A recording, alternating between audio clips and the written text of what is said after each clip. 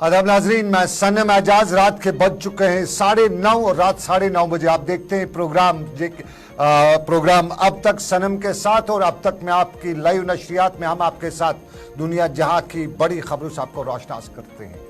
तो शुरुआत करते हैं लाइन ऑफ कंट्रोल के हालात से। हिंदुस्तान और पाकिस्तान में काफी सालों तक या बड़ी मुद्दत तक लाइन ऑफ कंट्रोल पर सीज फायर हुआ। कुछ आराम रहा, कुछ किसानों ने अपनी फसलें आराम से काटी, कुछ बंकरों में ना जाना हुआ। लेकिन इस साल में जब पाकिस्तान के कुछ हालात बदलना शुरू हुए, पाकिस्तान में इमरान खान को जेल जाना पड़ा, पाकिस्तान में नवाज शरीफ अमेरिका के एमा पे पहुंचा, तो कहीं ना कहीं पाकिस्तान के अंदर के हालात का एक तरफ से यूं कहें कि अटेंशन डाइवर्ट करने की गरज से लाइन ऑफ कंट्रोल पर पाकिस्तान की जानिब से गोलीबारी या गोलाबारी का सिलसिला देखने को मिल रहा है। और आज भी लाइन ऑफ कंट्रोल के जम्मू रामगढ़ सेक्टर के चमलियाल इलाके में लाइन ऑफ कंट्रोल की फिर खिलाफ वर्जी हुई। इधर से बीएसएफ की चौकियों पर पार वाले इलाके की तरफ से हल्के और भारी हथियारों से गोलीबारी हुई और जिसमें एक बीएसएफ एहलकार जख्मी हुआ, उसे अस्पताल पहुंचाया गया, लेकिन वो जख्मों की ताब न लाते हुए दम तोड़ बैठा। ये रामगढ़ का सेक्टर और यहाँ पे इस लाइन ऑफ कंट्रोल में जो पिछले एक हफ्ते से या 15 दिनों से जो लाइन ऑफ कंट्रोल में जो सीज फायर है उसके खिलाफ वर्जी हो रही है, उसके बाद लोगों में, किसानों में खौफ दहशत है। और यहाँ पे लाइन ऑफ कंट्रोल पर अब किसान भी इस तरफ और उस तरफ दोनों अतराफ से फसलों को समेट नहीं रहे हैं। ये दरमियानी शब को वाक़ा रामगढ़ के मीलियाल सेक्टर में पाकिस्तान की तरफ से जो फायरिंग हुई उसमें भारत की चौकियों को निशाना बनाया गया और भारी हथियारों से गोलाबारी की। खौफ दहशत का माहौल पैदा हुआ। लोग घरों से बाहर निकलकर बंकरों में पनाह लेने पे मजबूर हुए। वो बंकर जो कभी लोगों ने अब छोड़ दिए थे, बता दिया था कि इनकी अब कोई ज़रूरत नहीं है। इधर से भी जवाब दिया गया, इधर से भी गोलियां चलाई गई। क्या हुआ उस तरफ वो मालूम नहीं हो सका, लेकिन पाकिस्तानी रेंजर्स ने पिछले महीने में 26 तारीख को पहली बार लगभग 4 साल के बाद लाइन ऑफ कंट्रोल की खिलाफ वर्जी करते हुए, जो सीज फायर लाइन है उसकी खिलाफ वर्जी करते हुए अर्निया सेक्टर में बीएसएफ की चौकियों को निशाना बनाया था, जिसमें एक खातून समेत 3 लोग जख्मी हुए थे। उसके बाद एक बार फिर पाकिस्तान ने इसी इलाके में दोबारा गोली चलाई थी, जिसमें एक फौजी जख्मी हुआ था। लाइन ऑफ कंट्रोल की ये सूरत-ए-हाल और आर पार दोनों अतराफ में लोग खौफ दहशत में मुब्तला हो गए हैं। किसानों की फसलें जो हैं लाइन ऑफ कंट्रोल के बहुत से इलाकों तक फैली हुई हैं। अब वो किसानों की फसलें खड़ी की खड़ी पड़ी हुई हैं। पहले कुछ लोगों से बात करते हैं, मुकामी लोगों ने जो बात की है वो बात आपको करते हैं, वो सुनाते हैं। और उसके बाद हम सीधा ऋषि खजूरिया के पास जाएंगे। ऋषि से हम जानना चाहेंगे कि रात 12 बजे आज की रात कैसे गुजरेगी, कैसी आज की रात। लेकिन पहले क्या मुकामी लोग बता रहे हैं। 12:20 की बात है। मैं अभी सोया नहीं था, तो उससे पहले एक दो धमाका हुआ है, छोटा था, डमी था। उसके बाद एमएमजी के फायरिंग स्टार्ट हुई है। उसके बाद काफी बड़े बड़े धमाके भी हुए। हमारा गांव पूरे का पूरा हिल चुका था। और जो ही आवाज स्टार्ट हुआ है, हमारे लोग तकरीबन यूज तो हो गए। उन लोगों को पता है हमारे गाँव में बंकर भी काफी है, लोग बंकरों में हो गए। हमने आवाज दी कि अपने लाइटें सारी अपने ऑफ कर दो और अपने डिफेंसिव हो जाओ, अंदर हो जाओ। उसके बाद जो फायरिंग 12:20 से तकरीबन 1:05-10 तक ना, तकरीबन पौना घंटा काफी फायरिंग हुई है। उसमें काफी बड़े धमाके भी हुए हमारे गांव के पास भी। लेकिन यह है कि भगवान की कृपा रही कि ये मैनुअल लॉस हमारा नहीं हुआ। पिछले अगर 2 हफ्तों की बात करें तो लगातार फायरिंग हो रही है। किस तरह का माहौल है बॉर्डर पर? देखो, माहौल ये है कि मैक्सिमम जमीनें बॉर्डर पे है, तो बीएसएफ वाले बताते रहते भी आगे नहीं आना, तो उससे हमें पता चलता रहता है कि अभी जो बड़ा क्रिटिकल माहौल है। तो एक किस्म की दहशत सी बनी है। और खासकर हमारे जो किसान लोग हैं, हमारी सारी की सारी फसल पक्की पड़ी है, तो लेबर भी ना मिलने से कमाने वाले भी नहीं मान रहे। तो एक दहशत भी है, जहाँ दहशत भी है वहाँ ये भी प्रॉब्लम आ रही है कि जो कटाई है हमारी सारी की सारी। किसान लाइन ऑफ कंट्रोल के पार यानी लाइन ऑफ कंट्रोल के साथ वाले इलाकों में फसलें हैं और वो फसलें किसान ना काट सके तो किसान का हाल क्या होगा, ये वही किसान जानता है जिसने साल भर मेहनत के रखी हो। हम सीधा सांबा रुख करेंगे। सांबा में ऋषि खजूरिया हमें ज्वाइन कर चुके हैं। सांबा में से ताज़ा तरीन अपडेट क्या और आज की रात किस तरह से किसानों ने तैयारी किया है, लोगों ने तैयारी की है। बहुत बहुत शुक्रिया ऋषि। जरा बताइए क्या कुछ सिचुएशन है इस वक्त और क्या अनुमान है आज रात के हवाले से? देखिए सर, आपको बता दें कि जिस तरह से कल देर रात को पाकिस्तान की तरफ से अनप्रवोक फायरिंग की रामगढ़ सब सेक्टर में, यहाँ कई फॉरवर्ड पोस्ट की बात करें तो वहां से जो है काफी ज्यादा फायरिंग की जो आवाजें हैं वो सुनने को मिली और उसके बाद हमने ये देखा कि वहां पर अफरा तफरी का माहौल बना, लोग घरों से बाहर निकले। तो उसके बाद से कहीं ना कहीं एक चिंता का विषय लगातार बॉर्डर के लोगों के लिए बना हुआ है, क्योंकि इसमें कई अलग अलग रीजन मैं आपको बताना चाहता हूँ। एक रीजन तो ये है कि जिस तरह से अब फसल की कटाई होनी थी, तो फसल की कटाई होने से पहले ही जिस तरह से ये फायरिंग हुई है, तो यहाँ अब जो है बीएसएफ ने पूरी तरह से रोक लगाई है कि आप किसान जो है वो आगे नहीं जाएंगे। और उसी के साथ साथ यहाँ पर प्रशासन ने भी लोगों का हाल जानने के लिए प्रशासन मौके पर पहुंचा। खासतौर पर डीसी सांबा की बात करें, वो भी मौके पर पहुंचे और उन्होंने लोगों से ये कहा कि आप लोग रात के समय में लाइटें घरों की बंद रखेंगे, घरों के बाहर नहीं निकलेंगे और जो भी आपको हेल्प चाहिए उसके लिए हमारे फोन नंबर अवेलेबल है। आप 24 घंटे जब भी आप कॉल करेंगे आपको हर तरह की मदद जो है वो यहाँ पर दी जाएगी। लेकिन इसमें दुखद ये रहा कि ये जो फायरिंग हुई है, जिसमें एसएमपुरा पोस्ट की जिक्र करें, नारायणपुर पोस्ट का जिक्र करें या फिर इसी के साथ साथ एक और है चामलियाल पोस्ट, यहाँ पर जो फायरिंग हुई है उससे ये है कि हमारे एक बीएसएफ के जवान की शहादत भी हुई है।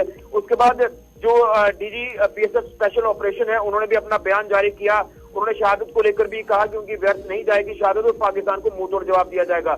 लेकिन अब सवाल जब लोगों के अंदर आता है, ऋषि आप इस वक्त उस इलाके में हैं, रात का समय है, अपना ख्याल रखिए, लेकिन हमारे दर्शकों तक ये बात पहुंचाइए। इन हालात में आप रिपोर्ट वहां से कर रहे हैं, आपका बहुत बहुत शुक्रिया।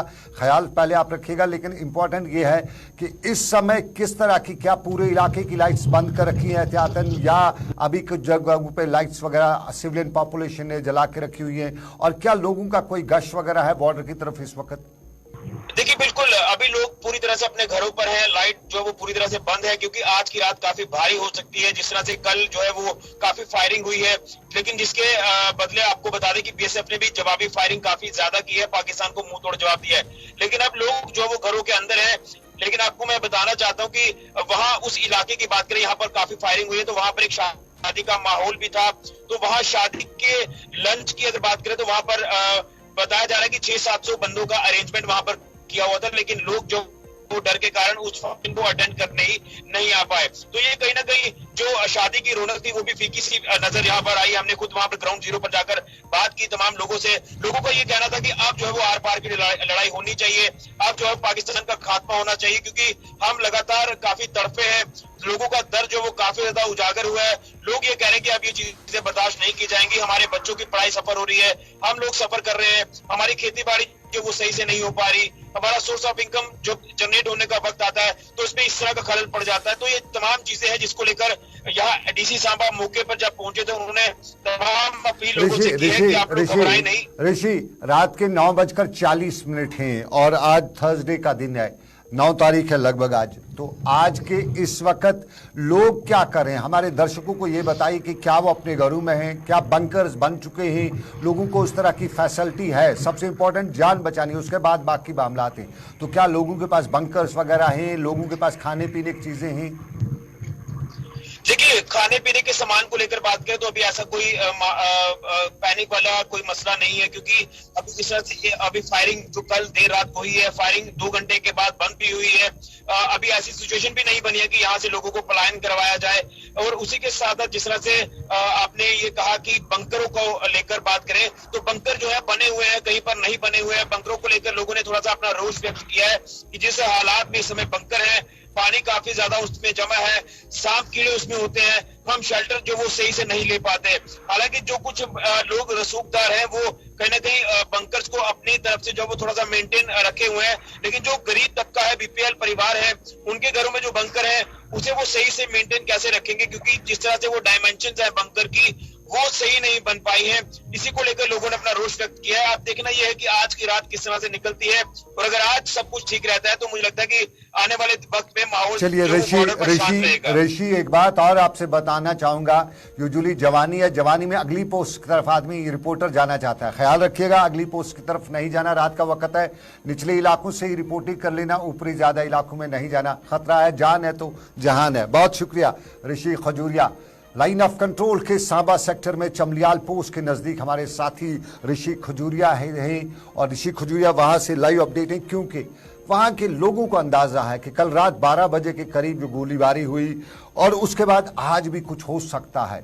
तैयारी सब है, एडमिनिस्ट्रेशन की तैयारी है, वह की जो बीएसएफ जो है बॉर्डर पे जो तैनात है उनकी तरफ से तैयारी है और यूजुअली रिपोर्टर भी इस सब मामलात के लिए तैयार रहता है। तो इन्हीं वजह से हमारे साथी ऋषि खजूरिया अगली पोस्ट पे पहुंचे हुए हैं और लाइव अपडेट वहां से करें। कल रात करीबन 1 बजे भी हमें ऋषि ने बताया था कि रात के 1 बजे के गोलाबारी शुरू हो चुकी है और आज ऊपर वाला रहम करे। बिल्कुल आपको याद दिलाते चले, पाकिस्तान में रिजीम चेंज हुआ था और पाकिस्तान में रिजीम चेंज के बाद इमरान खान को बदल के पाकिस्तानी फौज, अमेरिका की एमा और जो कुछ भी पाकिस्तान है उस पे उन्होंने नवाज शरीफ को वहां लाने की कोशिश की और साफ जाहिर है पाकिस्तान की अवाम नवाज शरीफ के साथ है नहीं।